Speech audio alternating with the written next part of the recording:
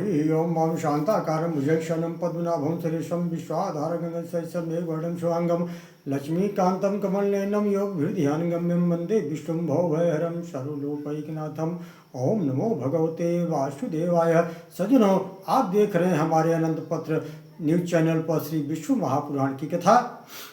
आज का प्रसंग है हिरण्यकश्यप का जो है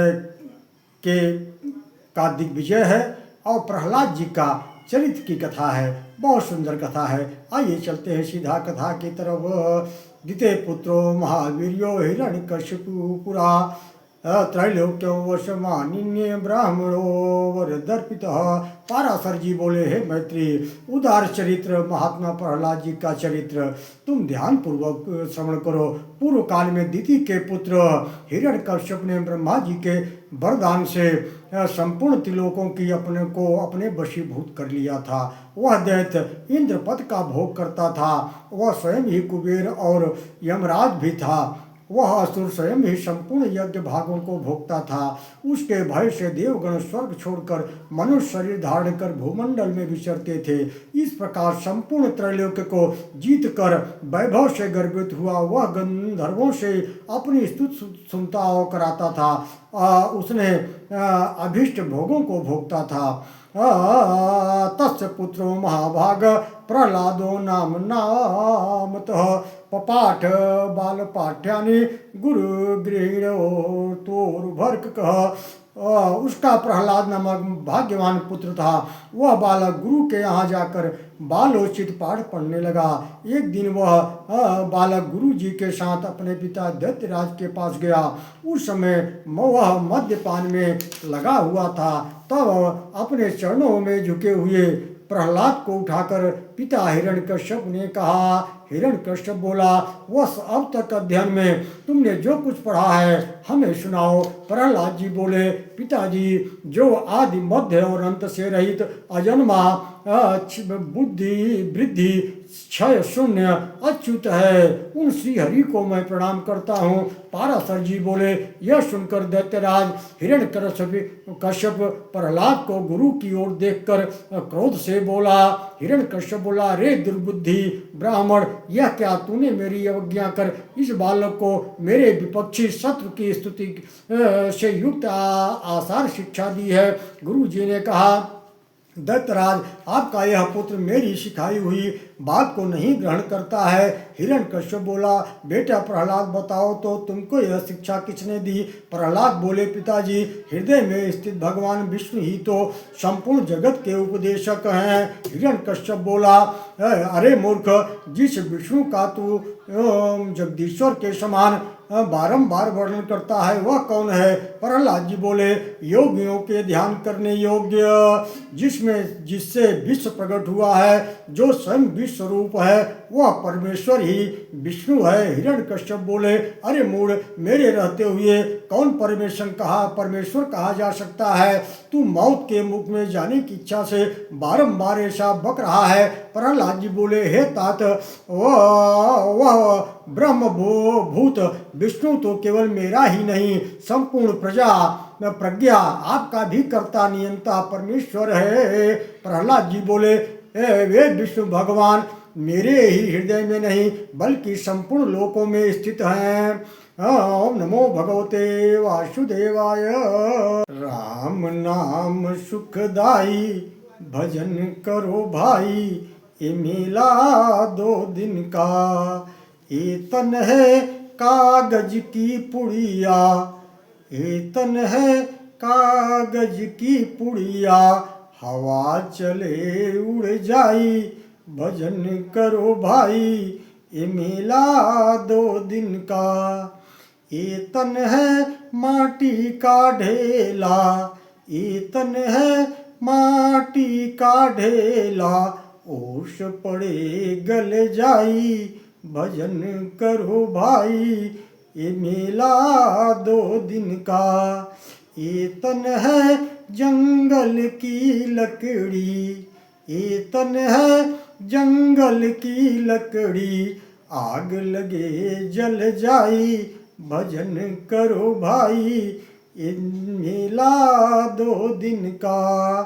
ये तन है फूलों की माला, ये तन है फूलों की माला, धूप लगी मुरझाई, भजन करो भाई, ये मेला 2 दिन का। ये तन है सपनों की माया, ये तन है सपनों की माया, आँख खुले ढल जाई, भजन करो भाई, ये मेला 2 दिन का। राम नाम सुखदाई, भजन करो भाई, ये मेला 2 दिन का। ये तन है भूतों की नगरी, ये तन है भूतों की नगरी, मार लगे भग जाई, भजन करो भाई, ये मेला 2 दिन का। राम नाम सुखदाई, भजन करो भाई, ये मेला 2 दिन का। ओम नमो भगवते वासुदेवाय। हिरण्यकश्यपु बोला, इस पापी को यहाँ से निकालो, यह दुर्मत को न जाने किसने मेरे शत्रु विपक्षी की प्रशंसा करने में नियुक्त कर दिया है। पाराशर जी बोले, उसके ऐसा कहने पर दैत्यराज बालक को फिर गुरु जी के यहाँ ले गए और ले जाने पर प्रहलाद जी को फिर बुलाया और कहा, बेटा आज कोई गाथा और कथा सुनाओ। प्रहलाद जी फिर बोले, उनसे जिनसे प्रधान पुरुष और यह चराचर जगत उत्पन्न हुआ है, वे सकल प्रपंच कारण श्री भगवान हम पर प्रसन्न हो। हिरण्यकश्यप बोला, अरे यह बड़ा दुरात्मा है, इसे मार डालो, क्योंकि यह तो अपने कुल के लिए अंगार रूप हो गया है। प्रहलाद जी बोले, अरे दैत्यों, भगवान विष्णु तो शस्त्रों में तुम लोगों और मुझ में सर्वत्र ही व्याप्त हैं। सत्य के प्रभाव से इन शस्त्र अस्त्रों का मेरे ऊपर कोई प्रभाव न पड़े। पाराशर जी बोले, तब उन सैकड़ों दैत्यों ने शस्त्र समूह का आघात होने पर भी प्रहलाद के ऊपर तनिक भी प्रभाव न पड़ा और कोई वेदना उत्पन्न नहीं हुई। तब हिरण्यकश्यप बोला, रे दुर्बुद्धि, अब तो तुम विपक्षी की स्तुति करना छोड़ दे।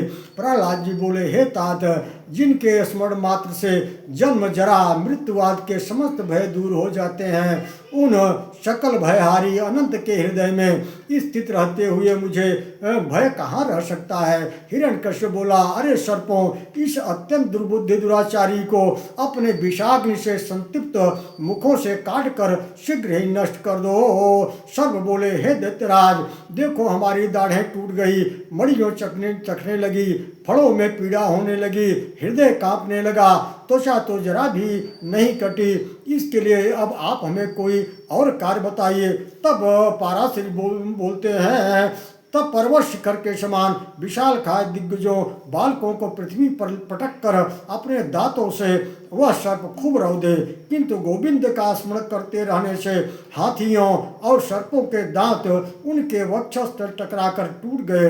और उन्होंने पिता हिरण्यकश्यप से कहा, जो हाथियों के वज्र और सर्पों के विषैले दांत कठोर दांत टूट गए हैं, इसमें मेरा कोई बल नहीं है। यह तो जनार्दन भगवान श्री हरि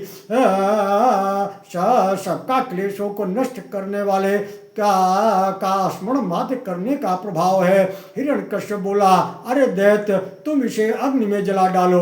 हे वायु, तुम अग्नि को प्रज्वलित करो और इसे पापी को जला डालो। पाराशर जी बोलते हैं, तब स्वामी की आज्ञा से दानव गण बड़े ढेर से आग इकट्ठा किए, लकड़ी में राजकुमार को अग्नि प्रज्वलित कर उसमें जलाने लगे। प्रहलाद जी बोले, हे तात, पवन से प्रेरित हुआ यह अग्नि मुझे नहीं जलाता, मुझको तो सभी दिशाएं ऐसी शीतल प्रतीत हो रही हैं, मारे मानो मेरे चारों तरफ कमल बिछे हों। तब पाराशर भी बोले, तदनंतर शुक्र जी के पुत्र बड़े स्वामी वाग्मी महात्मा खड़ा मर्ग आज पुरोहित गण समानित से दैत्यराज की बड़ाई करने लगे। पुरोहित बोले, हे राजन, इस बालक के अपने पुत्र को प्रति क्रोध शांत कीजिए। आपको देवताओं पर क्रोध करना चाहिए। हे राजन, हम आपके इस बालक को ऐसी शिक्षा देंगे जिससे यह विपक्षियों के, आपके शत्रुओं का नाश का कारण बने जाएगा। ओम नमो भगवते वासुदेवाय।